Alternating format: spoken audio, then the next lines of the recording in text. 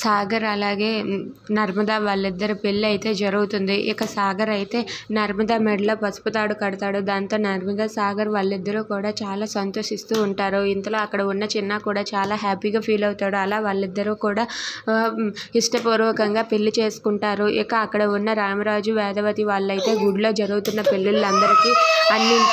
పెళ్ళిళ్ళన్నింటికి కూడా వాళ్ళే దగ్గరుండి ఆశీర్వాదాన్ని ఇస్తూ ఉంటారు. ఇక అందరినీ కూడా వేదవతి అలాగే చంచలమ్మ అలాగే రామరాజు వీళ్ళు ముగ్గురు కూడా ఆశీర్వదిస్తూ ఉంటారు. ఇక వాళ్ళ పెళ్ళి అంత గ్రాండ్గా జరగటంతో అక్కడ ఉన్న చిన్న అయితే చాలా సంతోషిస్తూ నువ్వు గ్రేట్ రా అని చెప్పి అనుకుంటూ ఉంటాడు. ఇక అక్కడ ఉన్న నర్మదా సాగర్ వాళ్ళిద్దరూ కూడా అందరి ఆశీర్వాదం తీసుకొని వాళ్ళైతే చాలా సంతోషంగా ఉంటారు.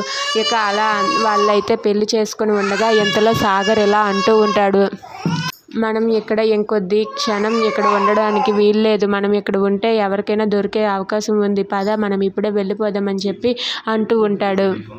అది వినగానే అక్కడ ఉన్న నర్మద అయితే లేదు సాగర్, అదిగో అక్కడ మీ అమ్మ మీ నాన్న అందరికీ ఆశీర్వాదం ఇస్తున్నారు. వాళ్ళలో మనం కూడా వెళ్ళి ఆశీర్వాదం తీసుకుందాం. పద సాగర్, మీ అమ్మ నాన్న ఆశీర్వాదం తీసుకుందాం అని చెప్పి నర్మద అంటుంది. దాంతో సాగర్ అయితే వాళ్ళందరి మధ్యలో దూరిపోయి అక్కడ వాళ్ళ అమ్మ నాన్న ఆశీర్వాదం కోసం అని చెప్పి అక్కడికి వెళ్తూ ఉంటాడు. ఇక అక్కడ ఉన్న రామరాజు వేదవతి వాళ్ళైతే అక్కడ ఉన్న కొత్త జంటలందరికీ కూడా ఆశీర్వదిస్తూ వాళ్ళందరినీ కూడా సంతోష పెడుతూ ఉంటారు. ఇక నర్మదా సాగర్ అదే లైన్లో వస్తూ ఉంటారు. ఇక వాళ్ళిద్దరిని వాళ్ళు ఆశీర్వదిస్తారా? Please subscribe.